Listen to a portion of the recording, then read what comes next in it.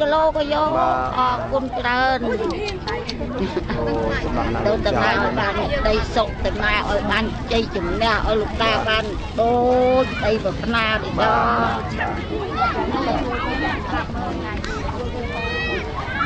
ល់អរគុណលោកជាផាន់លីផងលោកជាផាន់លីគុណផងនេះទៅឲ្យគាត់ធ្វើម៉េចអរគុណលោកយាយផាន់នីឲ្យយាយរស់ស៊ីអាយុចាសូមឲ្យមកណាហើយនៅវត្តណានេះវត្តណាវត្តនេះហើយអូលោកក៏ចង់បាច់ចង្ហាន់ដែរលោកណាបាទចាបងប្អូនសូមធ្វើធូរយើងលោកធូរណាបងលោកសតក៏លោកក៏យ៉ាប់ដែរមែនណាគាត់ទៅរស់បានតែមករស់បាទហើយអរគុណទៅលោកយាយផាន់លីផងពួកគាត់លោកយាយផាន់លីជួយស្រះទឹកយើងចាសុខសប្បាយលោកយាយផាន់លីឈ្មោះគាត់ថាផាន់លីបាទលោកយាយផាន់លីយាយផាន់លីអរគុណណាបានជួយស្រះទឹករៀនផងចៅចាឲ្យចៅរៀនឆាប់ទេអរយ៉ាងណាណាអរប៉ុណ្ណាធ្វើដៃវើប៉ុណ្ណាសូមអរគុណអ្នកស្រីសេងឡាងដែលជួយឧបត្ថម្ភសាលារៀនស្រះទឹកណែណយអុយផ្សេងដែលតំណែងតំណងមកអុយណែកូនចៅបងប្អូនយើងខ្ញុំទាំងអស់នេះខ្ញុំអរគុណរកអុយព្រៀបមិនបានទេក្នុងមួយជាតិនេះដែលខ្ញុំបានរស់នៅដីព្រំដែនដីដងរែកនេះបាទដែលថាខ្ញុំដែលថានៅស្រុកនៅភូមិវាអត់ឃ្លានចេះតាមសัตว์ដែនមកនៅតាមព្រំដែនឲ្យតែបានហូបឆ្អែតកូនចៅទាំងអស់គ្នាអរគុណដែល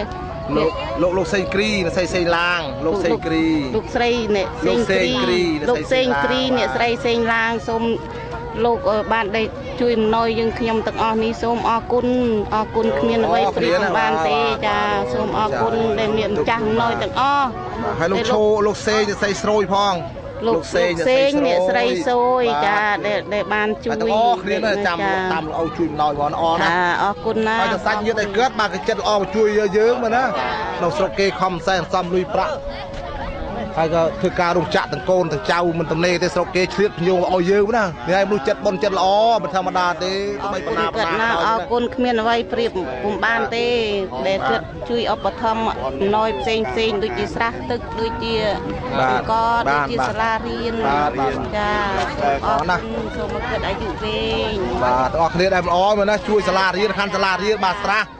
ជួយស្រះជួយសាលារៀននឹងកូនចៅនៅđâyរស់នៅក្រលបាក់នេះជាក្រៃលែងផុតអើយបាទណាស់ខាងប្រុសមកតាវាបានជួយស្រះទឹកជួយអំណោយអណាមែនណាដែលមានចិត្តធ្វើសប្បុរសបានជួយជំអការគូសំយ៉ាសក់ទៅបាត់ពាក្យនោះបាទអណាបងមែនណា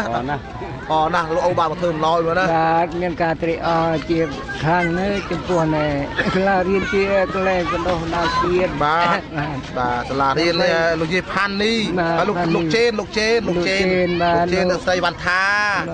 ជួយសាលាជួយអរសាទរចំពោះកុមារីដែលមានវត្តមាននៅទីកន្លែងនេះបាទសូមអរគុណនេះអូនិកាដែរវត្តជើងណាអរគុណទៅលោកថាច់ជេនអ្នកស្រីវណ្ណថាយ៉ាងណាជួយសាលារៀនយើងលោកយាយផាន់លីក៏ពុសានេះអរគុណដល់លោកផាន់លីបាទលោកយាយផាន់លីព្រមទាំងកូនចៅទាំងអស់ដែលជួយសាលានិងស្រះទឹកចឹងបាទហើយមូលនិធិហើយលោកអ៊ុកសវណ្ណផងដឹងដល់មកលោកមូលនិធិលោកអ៊ុកសវណ្ណបាទអរណាស់ណាសូមអរគុណច្រើនបាទអរគុណដល់បងប្អូនអរគ្នាណាធានអើយអរណាស់លោកចៅតាមជឿមកខាងមួយកំពីស្គាល់តាំងហើយអានោះយើងបាទជួបជុំគ្នាប្រកាសមួយវគ្គនៅកន្លែងទីតាំងសាលារៀនចាស់ឥឡូវបដូរផ្លាស់កន្លែងដោយព្រះអង្គយ៉ាមណាបានឲ្យទៅចែកចាយមុខអគារសិក្សាសាលាថ្មីដែលមូលនិធិរបស់ស្រុកខ្មែរបានកសាងឲ្យបានឃើញសាលាច្បាស់ទៅអញ្ជើញម្ចាស់អំណោយទាំងអ្នកទទួលអំណោយទាំងអស់ទៅកាន់ទីតាំងសាលាថ្មីបងព្រះអង្គនិមន្តមកដល់ហើយសូមអនុមោទនាសូមអបអរសាទរ8ជួរឥឡូវឲ្យទៅកន្លែងសាលារៀនថ្មីស្នូតជាដៃយ៉ាកងរំពងក៏ដូចជាស្វាគមន៍រដ្ឋនានិមន្តការមកដល់ដឹកគុណយ៉ាមណាសូមអបអរសាទរលោកអង្គម្ចាស់អំណោយមកដល់ហើយ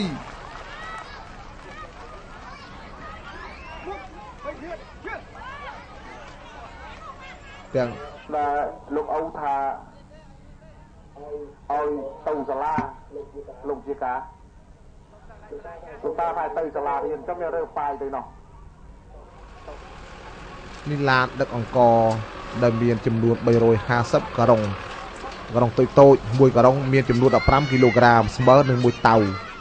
មួយកញ្ជើ100នាក់ស្មើនឹង1តោនកន្លះ200នាក់ស្មើនឹង3តោនហើយ1300នាក់ស្មើនឹង4តោនកន្លះជិត5តោនហើយមីមាន50កេសនេះការធ្វើដំណើរស៊ូស្រទាំងសាសនាសិស្សទាំងកងទ័ពប្រជាជនទៅកាន់ទីតាំងសាលាថ្មីទៅចែកចាយមុខសាលាថ្មដែលមានទីធ្លាសាលាល្អតែកណ្ដាលក្តៅហាលវាលតែទោះបីយ៉ាងណាក៏ដោយគឺយើងនៅតែចែកចាយដោយសប្បាយទាំងអ្នកទទួលទាំងអ្នកឲ្យទាំងម្ចាស់អំណោយទាំងអ្នកបានរបបថ្ងៃនេះគឺថ្ងៃទី6ខែ5 2012ពេលនេះប្រមាណម៉ោង10ជាងហើយស្ទើរតែព្រះអង្គដាច់ចង្ហាន់ព្រោះធ្វើដំណើរតាមផ្លូវចេញពីស៊ីសផុនម៉ោង 7:45 នាទីមកដល់នេះម៉ោងជាង10ជិតមកដល់10យើងក៏បានជួបជុំគ្នាទៅធ្វើការប្រកាសអានឈ្មោះរីនាមនិងអបអរសាទរហូរទះដៃប្រកាសប្រាក់ប្រកាសបច្ច័យឲ្យលោកជួលប្រមាណ$តាមរយៈគុណម្ចាស់យ៉ាំណាទៅធ្វើរបាយការណ៍អបអរសាទរបើកពិធីចែកនៅទីតាំងសាលារៀនថ្មីអញ្ជើញលោកអ៊ុនសវណ្ណម្ចាស់ឧបត្ថម្ភសាលាទាំងសមាជិកានៅកាណាដាប្រទេសនានាជួយធ្វើដំណើរទៅមើលសាលាថ្មី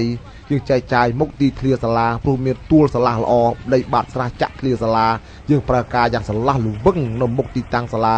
ដីរឹបហិតានៅមុខសាលារៀននេះការជួបជុំគ្នានៅកណ្ដាលវាលក្រោមបរិយាកាសយ៉ាងសប្បាយត្រេកអរទាំងម្ចាស់អំណោយអង្គតំណាងប្រគុណម្ចាស់យ៉ាំណាទាំងអ្នកទទួល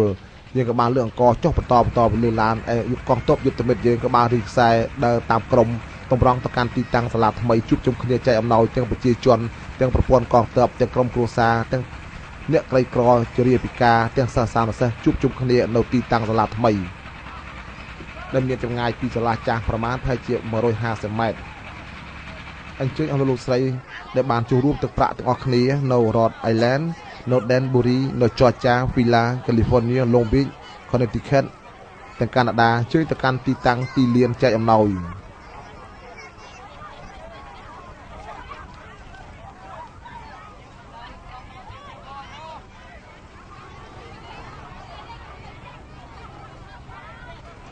នៅពេលនេះម៉ោងជាង10ហើយជិតមកដល់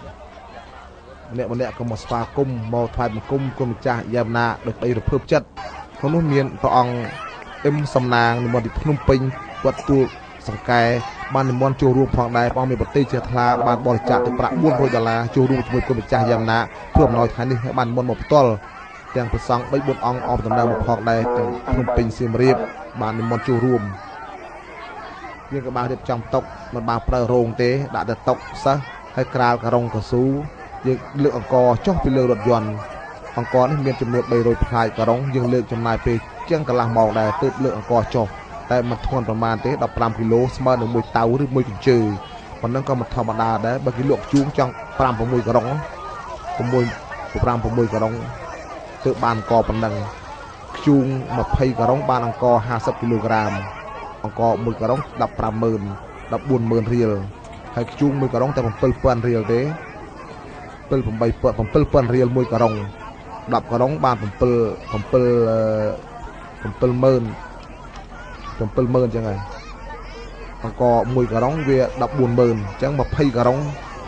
ខ្ជូង20បាវខ្ជូងបានអង្គ1ការ៉ុងស្មើនឹង50គីឡូអញ្ចឹងមកធម្មតានេះ5 ដល់ 10គីឡូជាគិតជាខ្ជូងប៉ុណ្ណាឲ្យលោកជិះពិចារណាមើលត្រឹមបានខ្ជូងទៅដើរឬអស់ងាប់តាមព្រៃដែលគេដួលរលំហើយយកមកធ្វើឡដុតប្រឡាក់ជូងប្រឡាក់ផេះ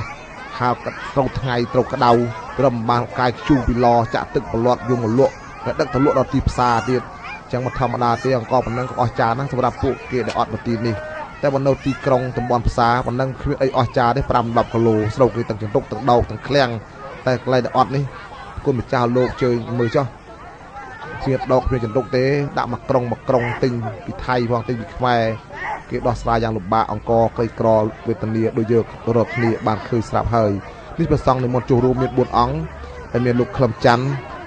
មន្ត្រីរដ្ឋាភិបាលបានអញ្ជើញចូលរួមផងចាត់ចែង ជាមួយលោកយ៉ែវណ្ណៈដែលទៅជាកូនលោកអូយ៉ែមណាពាក់អាវឈុតនេះខាងមុខនេះលើកអង្គក៏លើកចុះបន្តពីលើរថយន្តឡានមានប្រមាណជាង300ការុង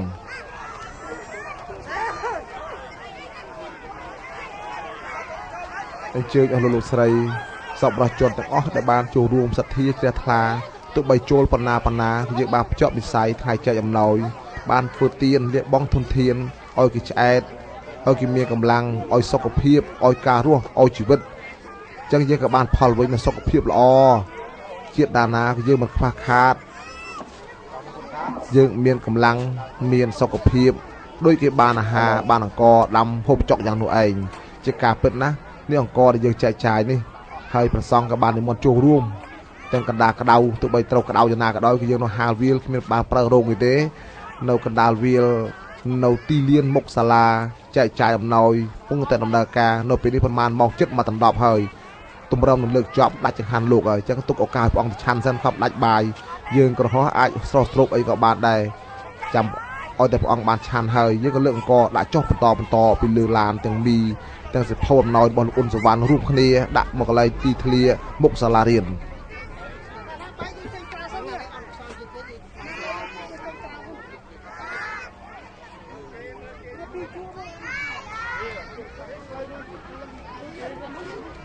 អញ្ជើញអ្នកស្រីសេងឡាងទស្សនាមើលអំណោយបានមកចែកចាយឲ្យអស់លោកជាកងទ័ពអាមេរិកទាំងអស់ដែលបានចូលរួមវិរៈសនីអនុសនីយើងបានអាចឈ្មោះអញ្ជើញទស្សនាមើលនេះបច្ច័យដល់លោកបានចូលរួមគ្នាមកទិញអង្គដូចយើងឃើញស្រាប់ចំពោះមុខនេះទោះបីតិចច្រើនប៉ុណ្ណាក៏បានចែករាប់រយនាក់ហើយចំណាយប៉ុណ្ណាសល់ប៉ុណ្ណាខ្វះប៉ុណ្ណានៅលើគុណម្ចាស់យ៉ាងណាអ្នកចំណូលចំណាយថ្លៃរថយន្តថ្លៃថតឡាននៃមកយ៉ាងណាលើព្រះអង្គចាត់ចែងរបាយការណ៍នៅលើព្រះអង្គចឹងសូមមកលោកជ្រាបហើយក៏យើងក៏ថ្ងៃនេះមិនបានរីកាយវាឆ្ងាយទេប៉ុន្តែចែកព្រោះក្តៅណាស់ក្មេងដាច់បាយចង់ព្រឹកហើយទាំងប្រជាជនមកព្រោះចាំដំណើរតាំងពីម៉ោង8រថយន្តអំណោយគុណម្ចាស់យ៉ាងណាចេញពីស៊ីសផុនម៉ោង 7:08 ម៉ោង 7 ជាងត្រឹមមកដល់ម៉ោង 7 មកដល់អញ្ចឹងចំណាយផ្លូវ100 គីឡូហើយវាំងកលៈកឡុករលាក់ឡានត្រឹមមកដល់អស់ពេលចង់មកព្រឹកអញ្ចឹងពេលនេះម៉ោង មកដល់ហើយ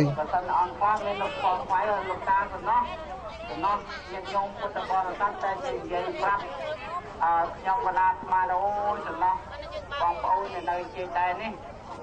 ថាទឹកចិត្តលោកតាប្រឹងណាបងណាហើយថ្ងៃនេះមានបង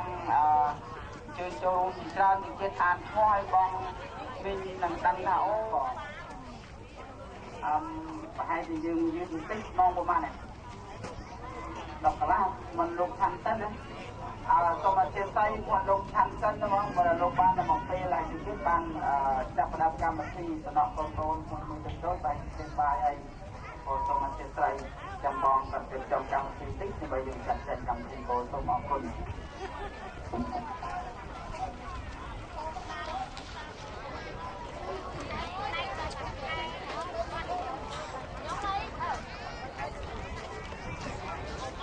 អញ្ជើញដល់ស្រីអៀងនិងគ្រួសារទស្សនាមើលការចែកចាយអំណោយក៏បានចាប់ផ្ដើមពិធីចែកចាយប៉ុន្តែយើងផ្អាកមួយវគ្គសិនឲ្យព្រះអង្គឆាន់នេះដាច់ចង្ហាន់លោកអត់បាយថ្ងៃត្រង់ហួសកាលព្រះអង្គយើងដាច់បាយមិនអីទេព្រោះក្តៅណាស់ហើយព្រះអង្គឆាន់សិនយើងរៀបចំតម្កល់អំណោយទៅរៀបជាជួរហើយហៅមកបើកទទួលយកម្នាក់ម្ដងបើយើងចែកទាំងភូមិរាប់រយគ្រួសារថែមប៉ុណ្ណឹង5ដងទេក៏គ្រប់ដែរតែយើងចោះយន្តដែលអត់ខ្វះខាតខ្លាំងជាងគេយើងចែកមុនបន្តអស់លោកណាដែលល្មមអាចដោះស្រាយបានគឺយើងចាំក្រោយហើយមានដាក់ទៅផ្លាកក្រុងអង្គរជាភាសាអង់គ្លេសឈ្មោះកងទ័ពអាមេរិកដែលនៅឥណ្ឌាសមុទ្របានចូលលុយដែលមានលោកអូយ៉ែមណាឧត្តមសេនីយ៍យ៉ែមណាមកចាត់ចែងផ្ទាល់ទាំងប្រជាជនទាំងកងទ័ពអាមេរិកកាំងជនជាតិខ្មែរយើងដែលចូលជាកងទ័ពហើយទាំងសពរដ្ឋជនទាំងអស់រួមគ្នាអំណោយចែកចាយនេះដែលមាន241គ្រួសារអានរបាយការណ៍រួចហើយនោះនេះកែសិភៅរបស់លោកអ៊ុនសវណ្ណសីហុងស៊ីលួនត្រូវចែកចាយឲ្យក្មួយសាសានុសិស្សសិភៅក្រាស់ល្អនឹងប៊ិចមួយដើមហើយនឹងមី2កញ្ចប់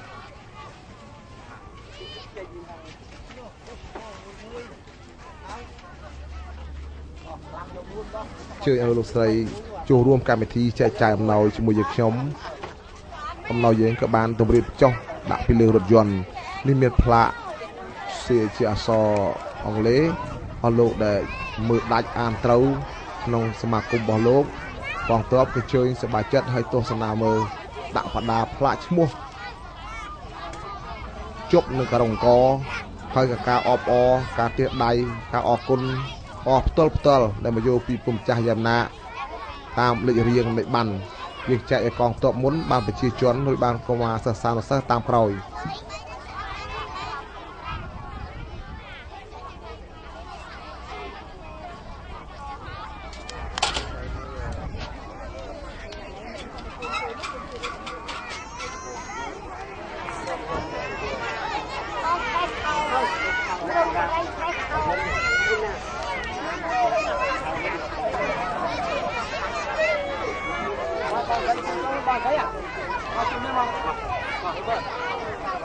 លោកមុំក្លឹមច័ន្ទមន្ត្រីរដ្ឋសភា